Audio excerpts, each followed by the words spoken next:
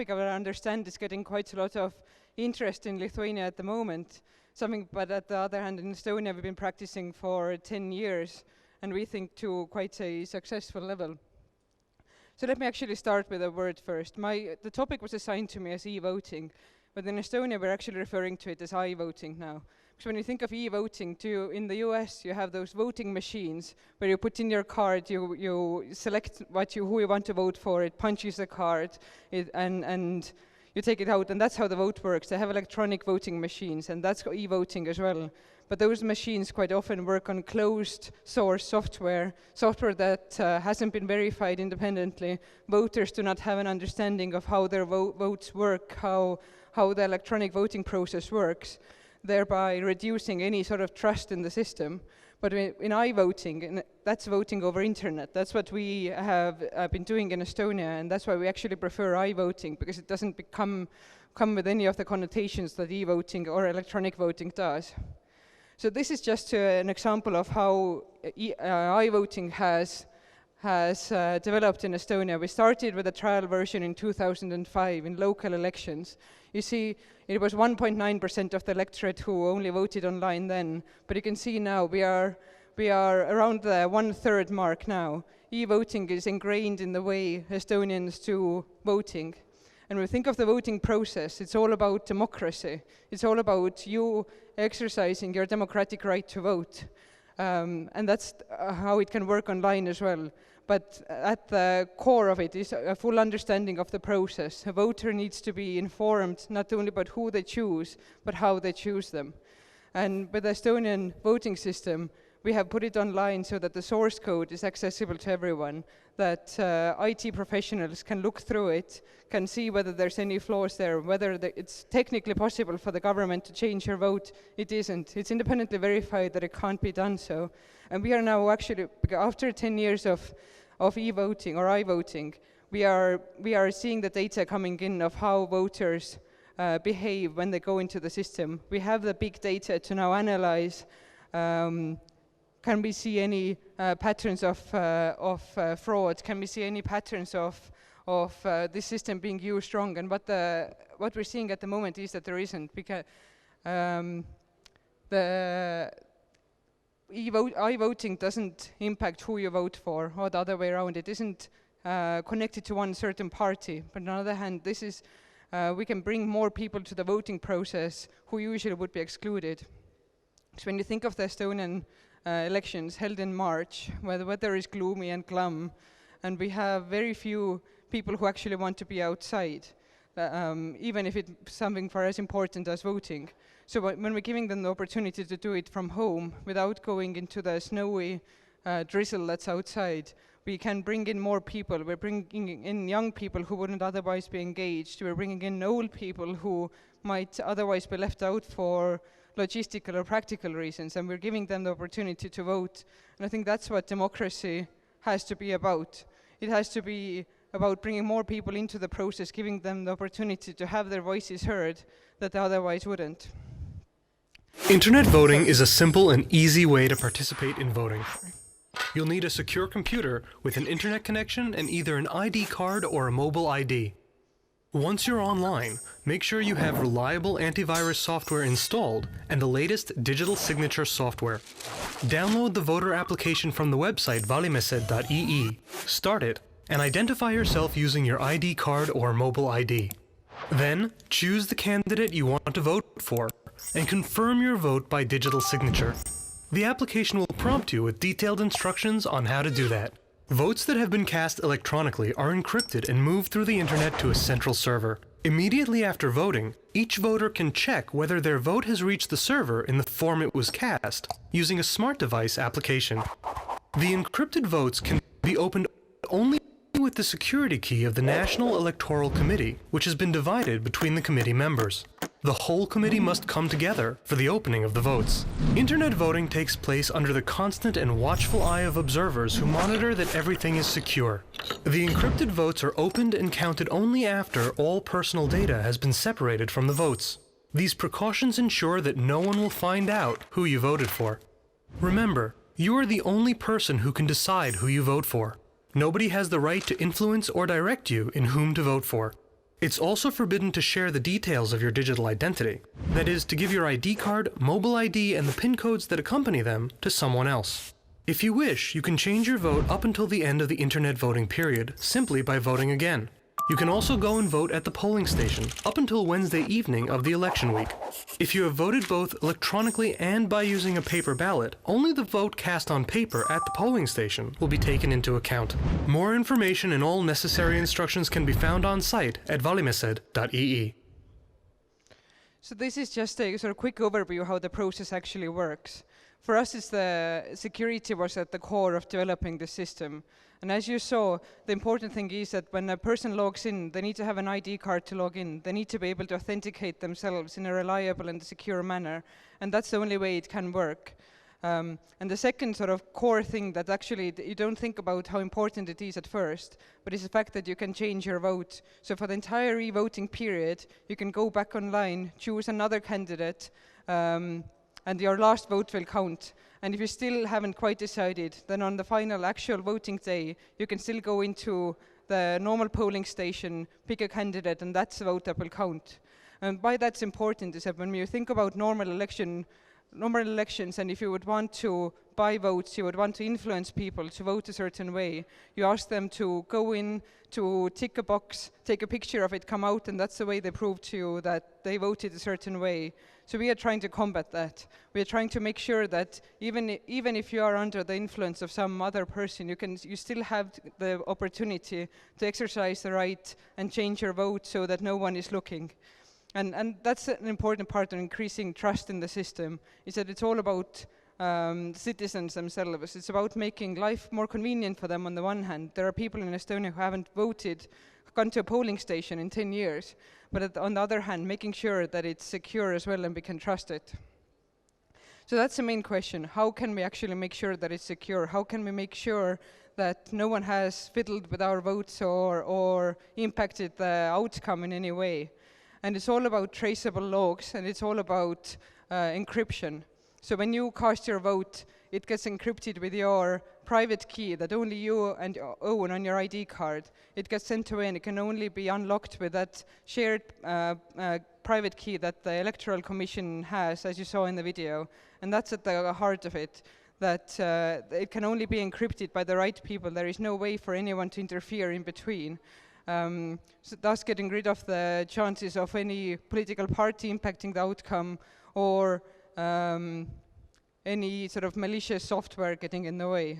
And I'd be more than happy to take any questions on how the security side of it works, but I'm not sure whether I should go into it at the moment more. So these are the three main advantages when we think of convenience in current in the developed world. As democracies grow, we can see that participation in the electoral process actually goes down. And there aren't many clever ways to combat that. We can't always have this sort of blood battle about to make sure that everyone is interested in the outcome, to make sure that everyone feels personally involved. But we need to be giving them the opportunity to do it in a convenient manner. Voting for me takes 30 seconds, and I think I do at the heart believe that that's how it should be. Truly private, as I was explaining, that you can change your vote. That's the most advanced system in the world when it comes to making sure that no one is interfering or influencing your vote. There can be no perfect systems, but at the moment we have come a lot further than any traditional voting system has so far, which makes it harder. It makes anyone with malicious intent harder to coerce. And one more thing that we need to think about is, as our societies are changing, as we are more attached to news programs, we're more attached to our smartphones, we are living in a world of 24-hour news. But the electoral system has not come with that time. We go to the ballot boxes every 4 or 5 years, impacting the choices, impacting the future of our country. Could perhaps this be the future of more engaging civil society as well, to make sure that we hear people's opinions in the middle of electoral cycles as well? And we think that this is a way to make it sort of faster and secure, to make sure that the right people's voices get heard. because gone are the times when you go around with a pack of papers collecting signatures. We can now hear what our citizens are thinking on a much more operative way. But I've left, because I know that it's an important topic in Lithuania as well, and I've left plenty of time for questions. So please do ask if there's anything you'd like to hear more about.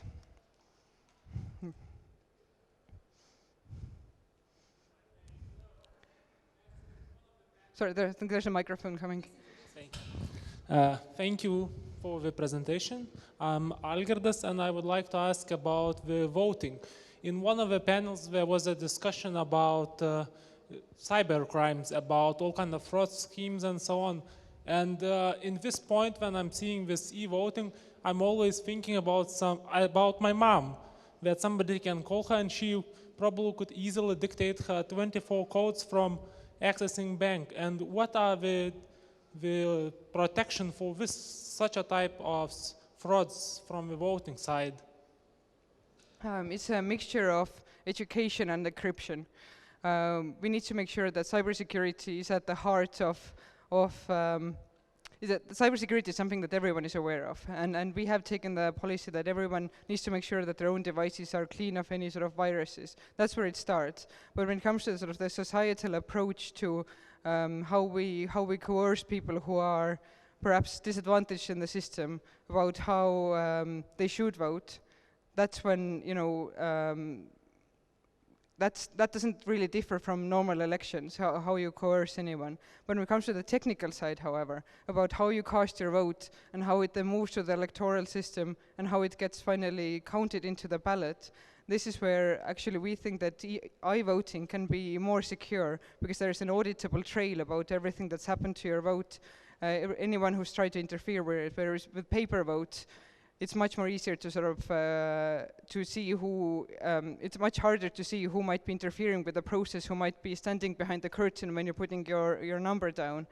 And that's why we think that sort of encrypting the votes and sending them over while educating people about the need for cybersecurity is a way we can go, how we can make the system more secure. This works, you know, yeah.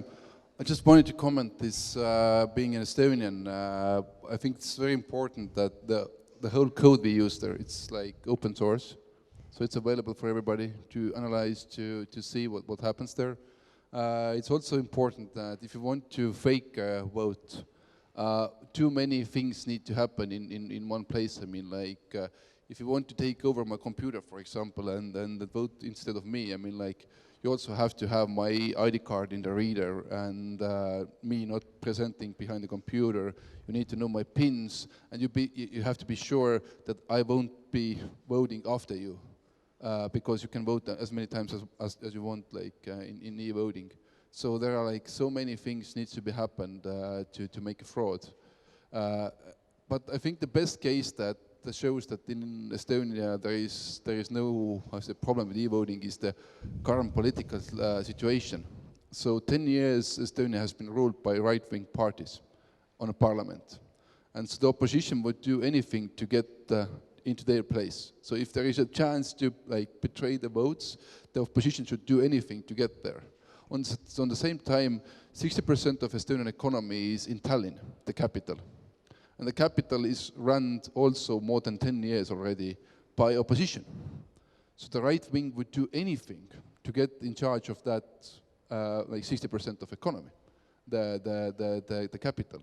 And the thing that they haven't able to done it is, I think, one of the best proofs that the system works. But of course, we have analyzed it several times, we have audited several times. We have had like hackers championships to attack this system and try to find vulnerables. It works.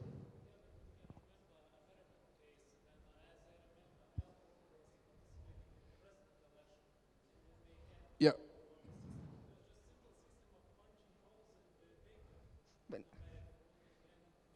Am I? Complicated system won't fail. To comment that, I mean, I think you should look it closer. But the sure difference is that America uses machines in the corner. So you still go to the voting office. Instead of taking paper, you use a machine. That's not our case. They are not machines in a corner. It's voting over the internet at your home. So it's a completely different system. And you need to study it before you start comparing it with algorithmic. The thing with the US system is that it's closed source systems. Those machines are developed by private companies who are not interested in auditing them. And every time there's been sort of hints at, let's open those up, let's see what's actually going on in these machines. There are very well publicized faults with them. There are well publicized security problems with them. But those companies have not been willing. They have been developed in a closed fashion. And that's why we have taken a completely different way in Estonia about being as open as we can, by opening it up to observers in every way, as well as auditors, to make sure that we have those trails, we have those sort of clarity that nothing is going wrong. So I think there was a question in the front here. Thank you. I have two questions. Number one, did you notice increased activity of voting after the installing all this stuff? And the second one would be, how do you prove for the usual voter, usual common person, common citizen, that all this voting is done in an honest way without changing anything? How do you prove that? Mm-hmm. When the person actually votes, you actually can download an app as well, where you can compare. After you have sent your vote in, you can use a QR code to make sure on your phone independently as well that the vote has gone through and the right vote was cast, and in the system there's the right vote that you had sent. So you can sort of use two devices to to check that everything has gone okay. But the other hand is that sort of the very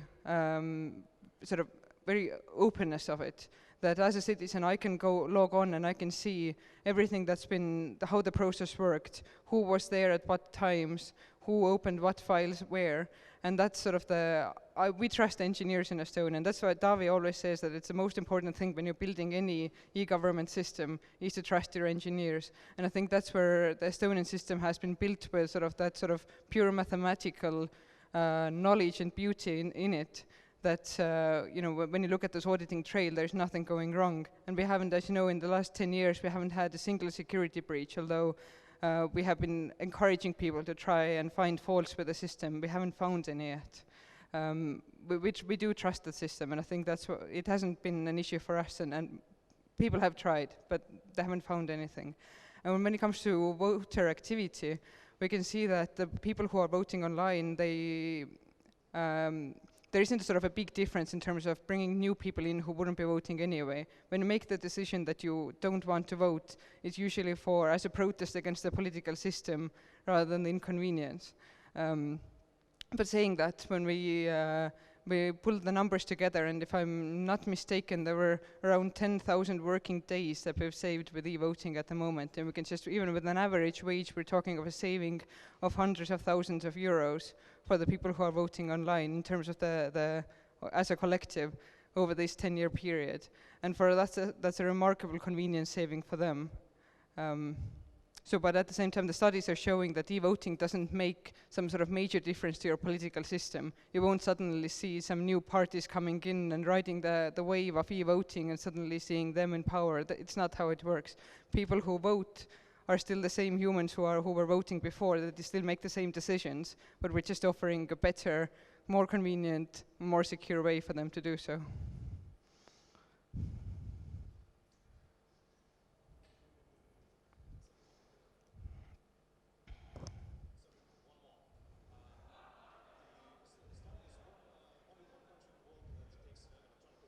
Why do you think is that so? Why other countries don't do that yet?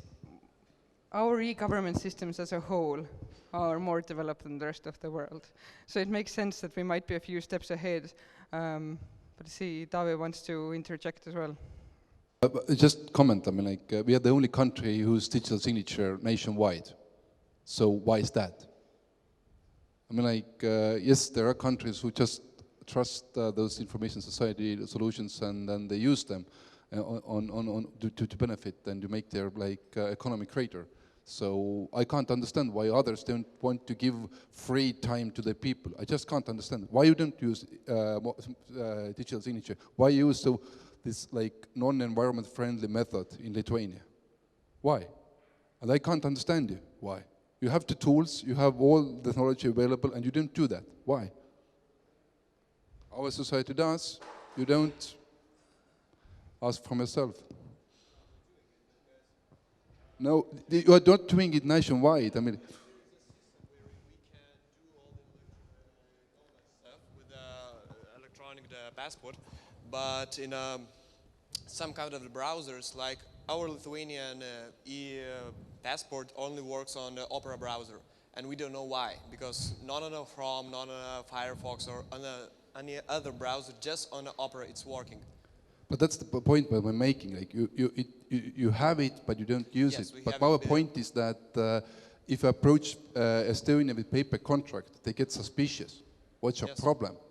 That's the change what I'm talking about here. I mean, like, if people are IT minded, if they are digital minded, they also accept those kind of things like e-voting. Yeah. So you have to benefit from that. You have to make good use out of that, and then people start to trust. You know, Lithuanian government is just now financing some electronic the future, because in the next year we'll have the taxes in an electronic form for the companies, and everything is now just developing. So I think in Lithuania it will be available in the next 5 years or so. So But I it's think too early to talk about that. what the Estonian case proves is that at one point you just have to make the leap. You have to start trusting the system. When you have all the tools there to start making free time for people to put better systems into place, maybe it's time to make that decision and not wait for another 5 years when, you know, the systems that we have developed already now might be old. And I think the sort of the trust question has to come in that at one point we just need to make the leap and join us in the future.